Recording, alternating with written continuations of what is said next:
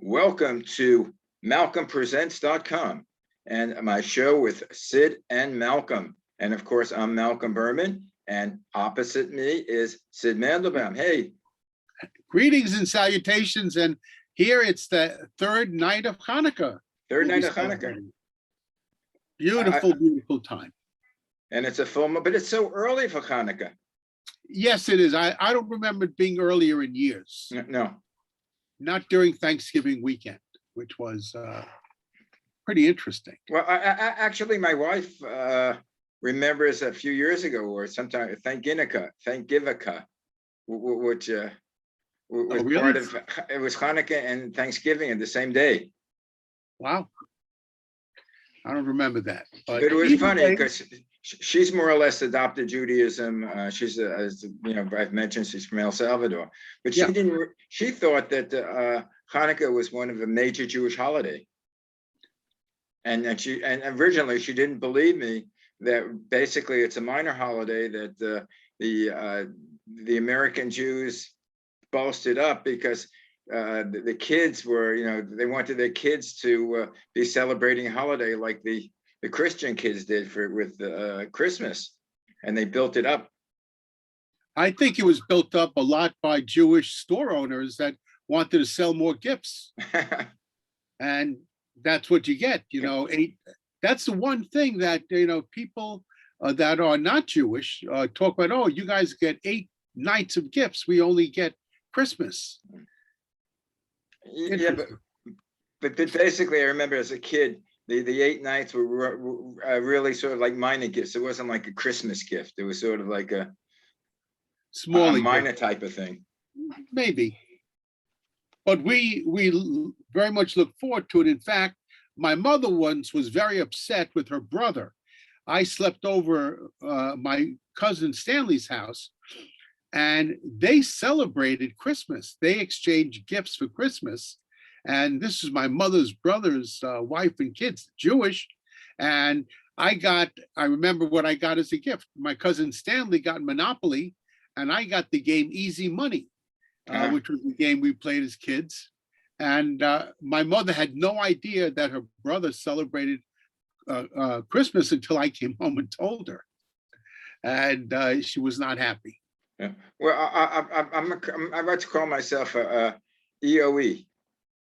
Go ahead. Or EOC, Equal Opportunity Celebrator. You have a celebration, I'll celebrate with you. Whether I believe in it or not, I'll celebrate, be happy. Well, I will absolutely share a drink with you. I mean, that's not a problem. But I'll share a drink even if it's not a holiday. Well, so this, did I tell you about what an amazing crop of pot I grew this year? You might have, and I forgot, but do it again. So for the last couple of years, I've been getting pot to give to my veterans. A lot of them, sadly, have conditions, or their wives or their children, that they were buying pot. And I stopped that. I said, nope, I have somebody that wants to donate it to us. And I took from them about a pound of pot, which is a lot of pot, and I gave it out. But in the interim, one of the plants that they had given me had a ton of seeds. So I decided, well, now pot is legal in New York. Let me try my hand at horticulture. And I was always good at growing things as a kid.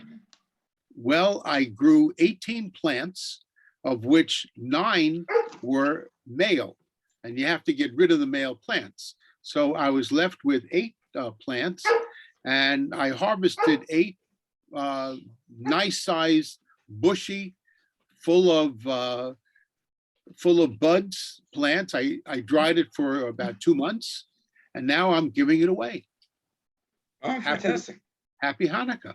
Can you mail any to me, or is that legal or illegal? I would say it would not be legal. But if you ever come to New York, I could give you some. You could do whatever you want. Well, I think I told you the story about,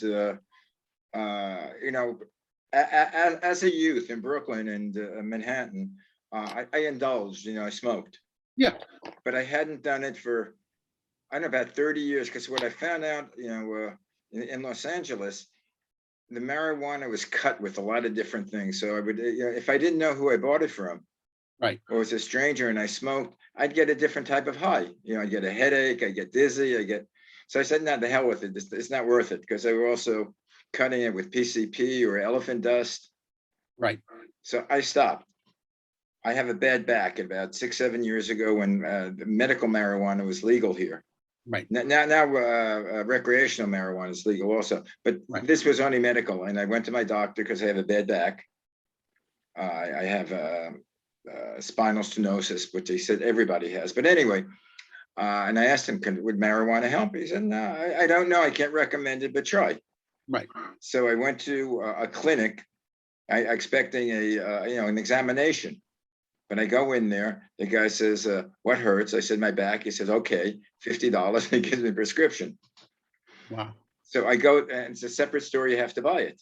So I go to the store and they have all sorts of marijuana and edibles. And I said, okay, and I said, okay, I don't want it very, very mild that I won't feel it, but I don't want it strong because I want to be in control. And he gives me, actually, they roll it for you. They give you the joint. So my wife doesn't do marijuana, but we're watching TV and I said, okay, let me try it. And I take 2 or 3 tokes and all of a sudden I said, yeah, I have to go to the bathroom. I could not get up. Right. I mean, that was so powerful. I got up and I was getting dizzy. Well, that is actually what I have. I have a strain called Gorilla Glue. And if you look it up on the internet, Gorilla Glue is both strains, Activa and Civita. So, and it's 0.26, 0.27 THC, which is pretty high. And I always tell people that are taking it not to take more than 2 or 3 hits. And that's what they do. And they're very happy with. Well, I did. But that was it. After that, you were a little uncomfortable, I'm sure. Yeah, actually, I didn't do it because even in the days when I was doing it regularly, I think we talked about this one week. Yeah. I didn't like to lose control. I wanted just a buzz, just a little tingle that I knew I was.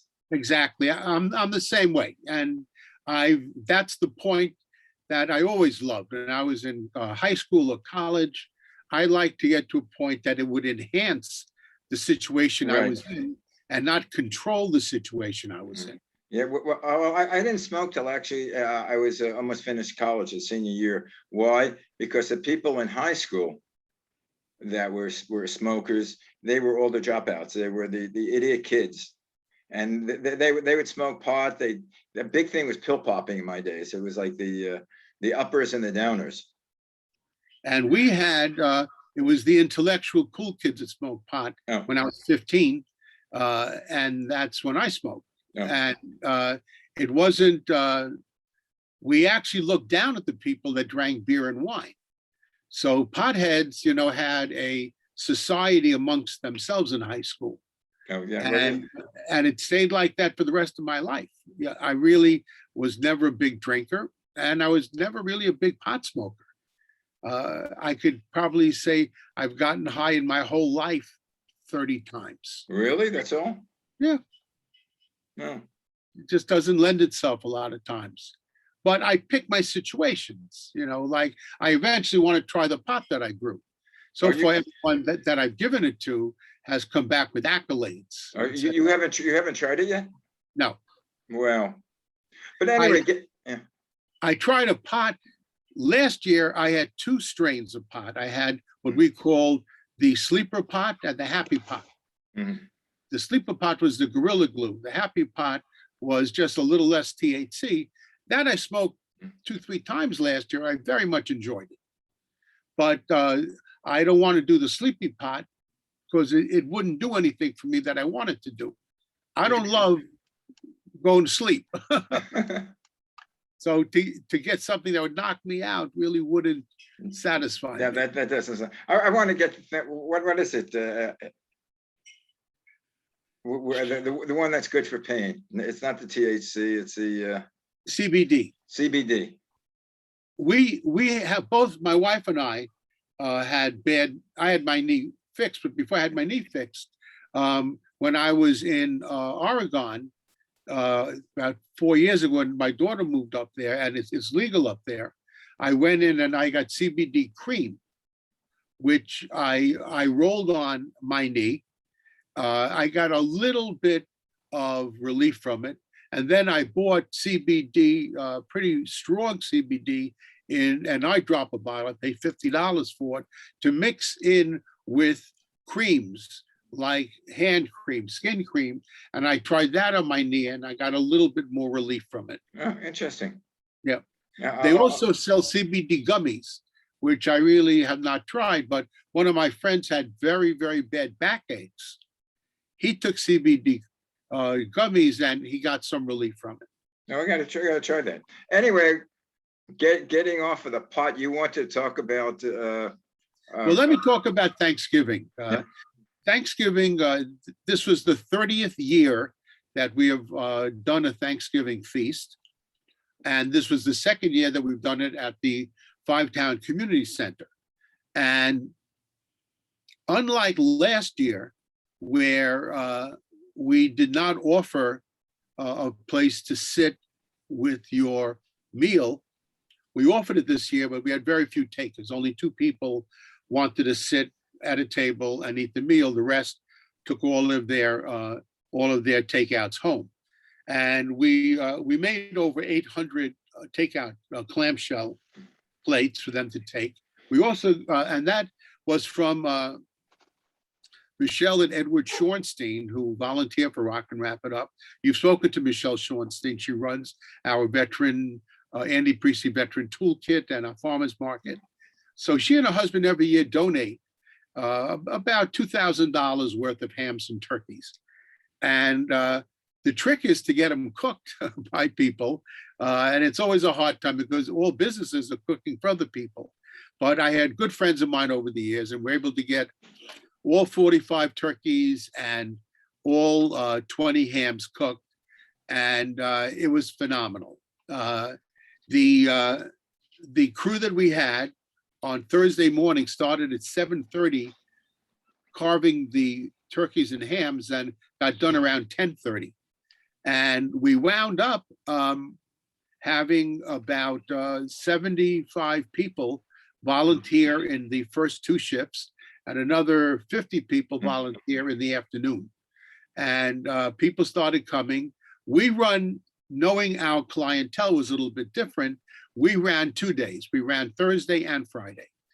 Quite a number of women that live in our community work as house cleaners in the Five-Town community and would have been unable to come on Thursday. They were working in people's homes. So they came Friday and we wound up giving out all 800 plus plates of food. Great. Costco gave us 200 pies and Trader Joe's gave us another probably 200 baked items. And whoever had a family, we would give, if they took more than 2 plates, we gave them an entire apple or pumpkin pie from Costco. And if they were just themselves, they would get a pastry bag. And everyone got a pantry bag. And I want to thank our local elementary schools that collected over 2,000 cans. And we were able to make pantry bags for everyone to take home. And everyone got water. Again, this came from Costco. And we've just had great relationships. Well, I always thought Costco was, all of them were owned and operated, but I understand that they're franchised. The gentleman that owns the company, his last name is Costco. Oh, really? Yeah. And his main operation, though, is they're not franchised. They are under the banner of Costco. So they all have very, very similar distribution centers. They have concessionaires that they work with nationally. We had a very interesting happen. Last Friday, right before Thanksgiving, I got a call from the local Costco. Syd, could you pick up 75 cakes from us? I think I told you this story. You mentioned that last week. That was interesting. And we wound up getting 150 of these cakes because their weight on them was incorrect. We just filled out a form for Trader Joe's. Their year ends in July, and we just got from their accounting company in California that we filled out, and we gave them a tax deduction. We were donated, Malcolm, 800,000 pounds of food. 800,000 pounds? Just from one Trader Joe's in the Long Island community. Was that one store, or that was a group in the? One store, 800,000 pounds. Wow. Which we gave out. We pick up 3 days a week from Trader Joe's. Whatever we don't give away goes to Gammy's pantry, and she gives it away. And they took probably a $200,000 to $300,000 tax write-off for that. But it just goes to show you how, as good as they are in trying to buy the correct amount of food, they don't know who's going to buy it. And if we weren't there, it would have been tossed. Wow. But do you give it to like the homeless shelters or? No, I have one pantry. I give it out at my Veteran Farmers Market, but it goes to Gammy's Pantry, part of the Five-Town Community Center, which is open 6 days a week. She has 300 to 400 families that use her pantry. Yeah, we had her on the show, didn't we? Sasha. Yeah. I believe so. And it's multiply that by all Trader Joe's, they all have relationships with organizations like ours. You have to be a 501c3 with an EIN number, which they put on file. And they like working with us because they know it's not going to be sold. It's not going to be traded for anything. It's going to the hungry. And all of our agencies have health certificates issued by local municipalities. So they know that the food's going to be handled safely. But you only deal with people in Nassau County, right? Around that areas. No. I mean, in this operation, yes, yeah. But Rock and Wrap It Up is national. So we just started our food pickups at the brand new UBS Arena in Long Island, where the Islanders are going to be playing. Yeah. So all of their food will go to us. We just finished up our scheduling with Madison Square Garden. All of the food from the Knicks and Rangers are already going to us. And I know you have connections in Los Angeles. Well, Los Angeles is huge. We have all 8 studios. So all TV and film that is produced nationwide, we have the ability of offering them food recovery or finding them places that they could Uber the food to if they want. And all of that is under your corporate umbrella? Yeah. So how many people are, and everybody working there is a volunteer? There are 3 paid employees now. Amy Riley is our highest paid employee, and she makes not a lot of money. And Diane and I are on half salary. We each make $20,000 a year we take out. And those are the 3 salaries. And the rest are all volunteers. Because I know you have Pat. Yeah, we have people all over the country. We have about 6,000 volunteers that work with us. Wow. And it's all done over the internet. Yeah, like we're doing it. And it originally was done with fax machines. I used to fax schedules of when the bands were touring throughout the United States. So you would get a schedule and you'd get a letter from me that the band initiated, allowing them to go backstage to do food recovery. Things got a little different after 2001. It was a little bit harder for them to get backstage because of the threat of terrorism. But before then, it was always done through fax. Yeah, I'd like maybe in future shows to talk to some of the national people, get a 3-way conversation, people who work in Los Angeles or New York or Manhattan. Well, You already spoke to Chrissy Ecton, who works for us in Dallas, Yeah. and you spoke to Amy Riley, Amy, and we have people like them throughout the country that we could put you in. yeah, no, I'd like to do like a three-way conversation, with you, them, and me, of course.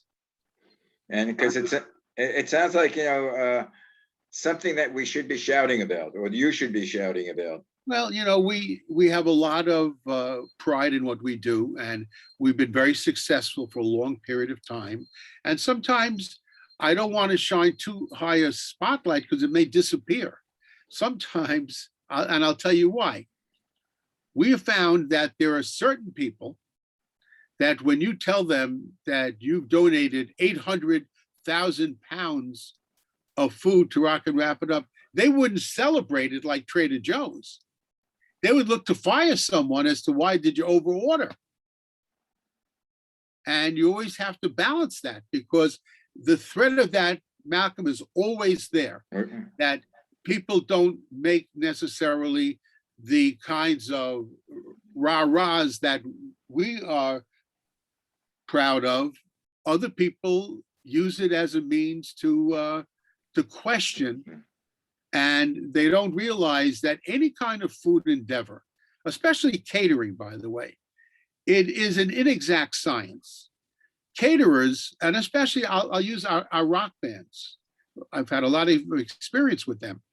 When they hire a catering company to be their caterer on a national tour, they really never know how much to prepare, because they have to have enough food to cover all of the guests that come backstage to eat with the band.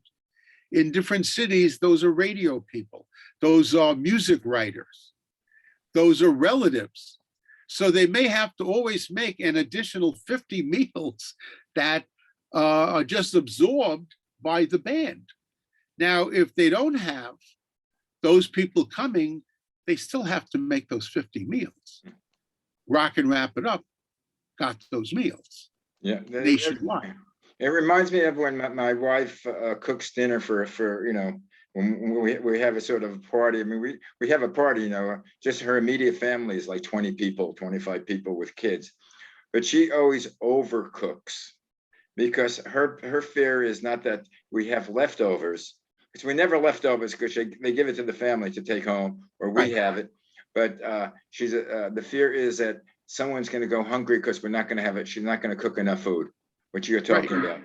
And she would be embarrassed. Yeah. Well, it's the same thing with caterers. They cannot ever run out of food. We have it with conventions. We do a ton of food. I'll use Dallas, Texas. Dallas Convention Center has been donating to us for 10 years. And I have never remembered a convention that was a Rock and Wrap It Up contracted convention that we didn't pick up 100 extra meals. Well, now the donating the food, aside from the concert venues, do you have like the Costco's or the Trader Joe's in other towns giving food to you? We've arranged it, but it doesn't go to me. It goes to other agencies that pick it up. Oh, yeah, okay. So we work with a company called Second Harvest. It's out of Chicago. Second Harvest is a lobbying organization for food banks, but they signed a contract with Costco, and they have a number of their food banks deal with perishable food, and they pick up nationwide. I work with them, and I have to give the national headquarters how many pounds of food I picked up during a month. And that is sent in to Second Harvest, and they keep records for Costco. I do more than that, because we are set up as a sustainable charity and food recovery agency. When you give me a number, let's say that you gave me 10,000 pounds of food in the month of November as Costco. Well, that equals about 800 meals using the USDA meal equivalency of 1.2 pounds equals 1 meal. We also use the US EPA's numbers of how much greenhouse gas is diverted when food is given away, not thrown away. So 1,000 pounds of food or 10,000 pounds of food generates 5,430 pounds of greenhouse gas that's been diverted. Wow. And if you take a look at the gallons of water that is saved, since you don't have to replace the food, that's well over 1 million gallons of water that have been not used by the food being not to be replaced with. So all that we give, especially our sports teams want those numbers. All of our studios are green. They want those numbers. So at the end of a production, we just did The Good Wife a couple of seasons ago. They put it on their website of The Good Wife. Orange is the new, black is the new orange. Orange is the new black. They put it on their website, how they cooperated with us. So these are some of the things that we bring to the table to increase the knowledge of comparing food to what really is the greenhouse gas impetus. And now, did you ever cook the food to give to prepare to the people if it's not already prepared, or you give just the raw product to them? Well, when we pick up from sports arenas, most of the food is already prepared and not sold. When we pick up from the end of a rock concert, a lot of times we are getting all of the accoutrement that we used to make the food. So we would get salads that were not used, slabs of meat that were not cut. Those items we give to the agencies and they make food with it. Fantastic. And what are your, I think you had mentioned some plans for next year or? Well, we have huge plans now for Christmas. We have partnered with one of the better known companies in the United States, Publishers Clearinghouse. Everyone has seen Publishers Clearinghouse ads, winning $10 million or $1 million. I still miss Ed McMahon. Well, Publishers Clearinghouse had, and I look at this as an epiphany, and I'll tell you how it happened. For the last 30 years at Jones Beach Theater, my wife, Diane, and I would set up a tent and we would do missionary work. There, we would recruit people to help us end hunger and poverty. Well, after many, many years, a woman comes by 4 years ago and takes down our information. Diane puts her on our mailing list. And the week before Christmas, we do a gift wrapping of all the gifts that we've collected, and we wrap at a firehouse in our community, Woodmere Firehouse. The woman comes, works 3 of the nights. It's 7 nights before Christmas Eve day when we give everything out. And she came 3 nights. We never saw her again. She just wrapped the gifts. The following September, and this is after I had not seen her since I met her at the booth, she calls me up. Hi, Syd, this is Wendy Smith. If you remember, I volunteered at your event.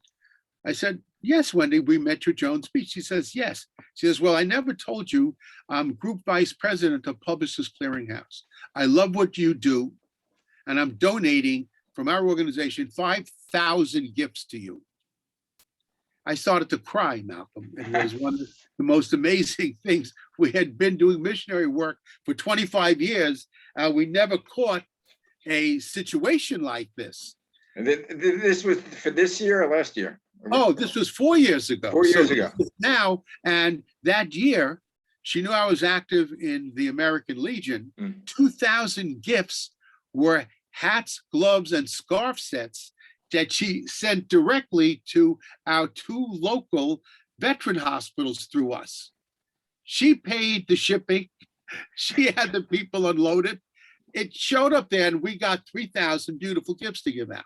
So then that happened. And last year we got 5,000 gifts again. This year, she sends me a list. She says, look, you know, you are one of the charities that we really believe in. I'm giving you this list. And I looked at the list. It was 8,300 gifts. Wow. And we are getting it the week of December 12th. It's coming in a 53-foot truck, 13 pallets of gifts. And I've already spoken to some of my agencies that I will give each one of them 1,000 gifts. Yeah, I would love to get her on the show. I don't know if she would do it. Well, you'll only know. I could ask her. Ask her. Yeah. Because what she could do as part of the show, she could encourage other organizations. I'm sure, because I know, I mean, she gives a lot, but there's so many people out there that are needy, especially at this 100%. time. This is going to be done really at Gammy's Pantry. The Parkdale Community Center will take care of that day 1,000 families. Each one gets at least one gift, maybe more. Yeah, but I mean, again, I see the changes when I was younger, and I'm going now to the homeless. I saw the changes, like when I grew up in New York, and the Bowery was a big place for the homeless. Yeah. But basically they were men. You saw them either, they were drug addicts, alcoholics, or something wrong. But now, if I go to downtown LA, I see the kids. Yeah. I see, mothers with, 2, 3 kids, and I can't, fathom about raising a kid in that sort of atmosphere, or how it must be for that child. But anyway, so that's why I love stories like you're telling, things that you could give to the children, especially at Christmas time. 100%. We love that we could be so magnanimous to so many people. Yeah. And we partner with so many volunteers that help us that day. Yeah. That day, I need 100 people because I set up tables. I have all the gifts spread out across a large gym, and a family comes in, and people are like elves. They hear what they need and they run to get the gifts and bring them back to the family. But Syd, what I suggest for the next 2 weeks or 3 weeks, grow a full beard, because you're truly Santa Claus. Spare me. No, really. I mean, you're the one that is the organizer of this, or people come I know, to but you you after know what? 30 years. I'm just blessed to have so many people that we've been able to enlighten, that they could make the difference, because it comes down not to me, but it comes down to everyone else saying, I can make that happen. No, yeah, but there's a hub, there's a core, and you are that core. Even though you're not alone, obviously. Right. But well, anyway, oh, is that 30 minutes already? That 30 minutes are up. Can you imagine that? Wow. That went pretty quick today, didn't it? Yeah. We had a lot to talk about. But anyway, always do. We will see each other next week. Yep. And in the meantime, happy Hanukkah, because this is the third night. And third night, we're excited. Last night, I FaceTimed with one son in Park Slope and one son in San Francisco, and our families lit candles together and said the prayers together. It's amazing. It's amazing. And I did it the night before with my daughters and my grandchildren. Wow. So that was awesome. Welcome to the 21st century. 100%. Right. All anyway, right, thank you. This was awesome. Speak to you next week. Bye-bye. Okay, bye-bye.